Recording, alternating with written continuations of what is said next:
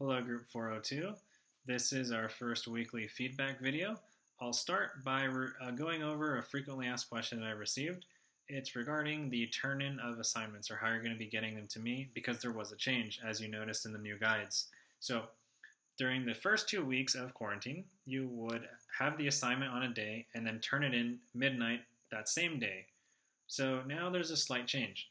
Each week, if you notice, there's a specific day indicated on the guide when you have to turn in your assignments for the week, and it's going to be the same for all three assignments. This was to give you more time to complete your assignments. However, some of you might prefer to just do the assignment and turn it in the same day you completed it. If you want to do that, that's fine. Feel free. The idea was just to give you some extra time to work on things, but if you don't want to go with the new system, you can just turn them in as you finish. Otherwise, you can stick to the due days on your guide. That being said, I'm going to talk about some key points from the activities that we've been working on. This week, the last couple of weeks actually, were supposed to be for presentations and exams. Since we're not seeing each other in person, that changed, and we instead added some activities about some other topics. I hope you at least found them interesting. And in the coming weeks, you're going to be getting back on track and following what is laid out in the syllabus that you received at the start of the semester. So one of the things that we talked about recently was vegetarianism. One of the key takeaways from that worksheet is that you notice that even though 2 to 3% of people worldwide are vegetarian or vegan, the number of people who are eating meat is on a slight decline. And in that worksheet, they give you a couple reasons why that might be the case. Another thing that was talked about last week was the concept of mindfulness. So I'm going to explain a little bit about that. This is the opposite of daydreaming. When you daydream, you are not focused on what you're thinking about. You are just letting your mind wander and thinking about whatever comes to mind. Now, mindfulness, on the other hand, is still relaxed, but the difference is that it's focused. So when you're being mindful, you're aware of your thoughts, what you're thinking, how you're feeling, and what is around you, your surroundings. So those are the main differences. Now, finally, I'd like to talk a little bit about past participles.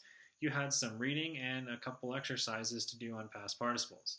So these come in two forms, past and present. Again, that's for participles, past and present. So I also want to explain the difference between present tense and present participles so that no one is confused. So when you're talking about something being in the present tense, you might say John walks or the boy eats. Those are just statements in the present tense. Now, the present participle is going to be one of those ing verbs, cooking, singing, feeling, etc., something like that. So you'll recognize it because it ends in ing. And there's also past participles. These come in irregular and regular forms.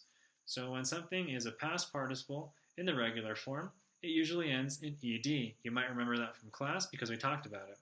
When something is irregular, those are the verbs that you can't simply add ed to. You actually have to change the whole word. So for example, if we have bring in the present tense, when we make it the past participle, it's not bringed, right? It's brought. So we had to change the whole word to correctly change it into the past participle. So hopefully that helps you kind of know the difference between those. And there are three ways we can use participles, be it present or past. We can use them as multi-part verbs, we can use them as adjectives, and we can use them as nouns. I'll go over an example for each. So one example would be the alligator has been eating. So has been eating altogether is functioning as the verb of that sentence. That's why they're called multi-part verbs, because all three of those words are forming the verb instead of just normally one word that acts as the verb in the sentence. Next, we have participles as adjectives. You could say something like the crying baby. What kind of baby? Crying. So crying is the adjective. And it ends in ing, so we know that's the present participle acting as an adjective. Or you could say the broken arm. What kind of arm? The broken arm. So it's an adjective, right? In this case, broken is the past participle and it's irregular because it doesn't end in ed. So we can further narrow it down and know exactly what type of word and what type of participle we're working with. Finally, you have participles sometimes functioning as nouns. So in the sentence, cooking is my favorite activity, the noun of our sentence is cooking.